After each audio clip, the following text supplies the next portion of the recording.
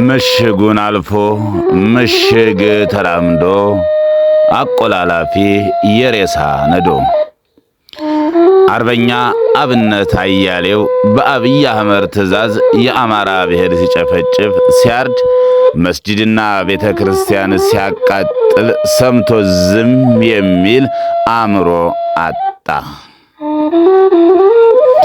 ይባስ ብሎ የአማራን ሕዝብ ትጥቅ አስፈታለሁ ብሎ አብይ አህመድና እነ ብርሃኑ ጁላ ሰራዊታቸውን በአማራ ክልል አዘመቱ።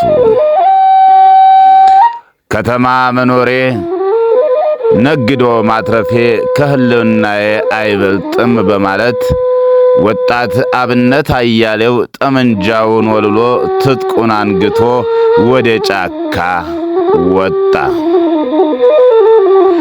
እንኳን ጠመንጃ ይዞ ከፋኖ ጓዶቹ ጋር ተቀላቅሎ በሲቪልም እንቅልፍ የለን ሲሉ የጧት ማታ ውይይት ያደርጉ ጀመር።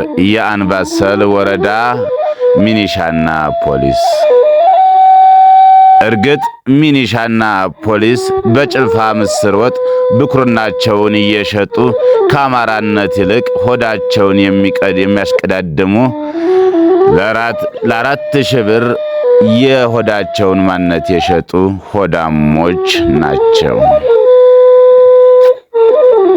አርበኛ አብነት አያሌው ወደ ጫካ ከወጣ ከትንሽ ቀን በኋላ ከአርበኛ ጓዶቹ ጋር በመሆን አርበኛ አብነት አያሌው ወደ ጫካ ከወጣ ከትንሽ ቀን በኋላ ከአርበኛ ጓዶቹ ጋር በመሆን በቀን 14 አንደኛው ወር 2015 ውጫሌ ፖሊስ ጣቢያን በቦምብ ማገኘው።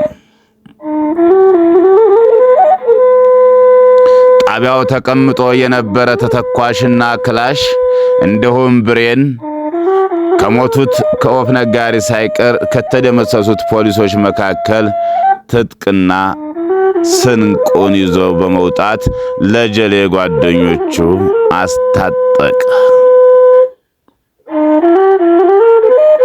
አርበኛ አብነት በቁንጥሮ ሰፍሮ የነበረ የብርሃኑ ጁላ ሰራዊት በደንካ ሰፍሮ የነበረ በነጭ ወረቀት ተበትኖ አርማ ብተና ተብሎ የሚጠራውን ሆዳደር ከኮሎኔል ፈንታው ሙሃቤ ጦርና ከድርሳን ብርሃኔ ሰራዊት ጋር በመሆን 2 ድሽቃ 5 ብሬን 3 ስናይፐር እንዲሁም የገባው ሰራዊት ሜዳ ላይ ያሞራ ቀለብ ሆኖ እንዲቀር ትልቅ ጀብድ ከፈጸሙት ወጣቶችና አርበኞች መካከል አንዱ ሆኖም ይጠቀስበታል። ተኩሶ ጠመንጃው ሲግል ዘሎ ጥላት ያንቃል እንዳራስ ነብር የትግል ጓደኞቹ በዝተረካውም ያወሩለታል። አርበኛ አብነት አያሌው ከራስ ይልቅ ለአማራ ማንነቱን ሰጥቶ በተለያየ አውደ ውጊያዎች አገዛዙ መንበር ጠባቂ ሰራዊት ላይ ወገቡ የተያዘ ሚኒሻ አርማ ብተና ላይ ከፍተኛ ኪሳራ ሲያደርስ ቆይቷል።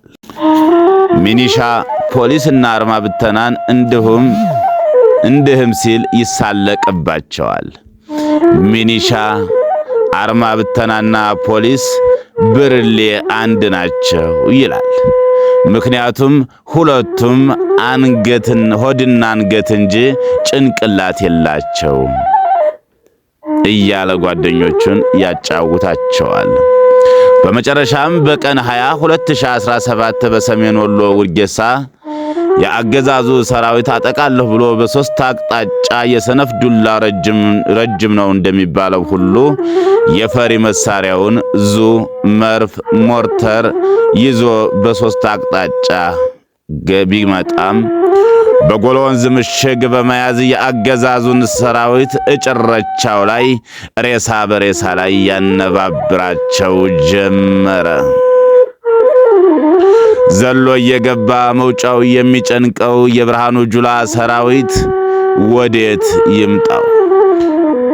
የመጣው ሚኒሻ ተኩስ ሲሰማ በሩጫ እንዲሁም ቦታ ያዙ ተብለው ተልከው ቦታ ሳይዙና ተኩስ ሲመቱ መቅዘን የሚያውቁት ሚኒሾች ትጥቅ አውርደው ውጫሌ ላይ ከ3 ቀን በፊት መታሰራቸው እውን ነው።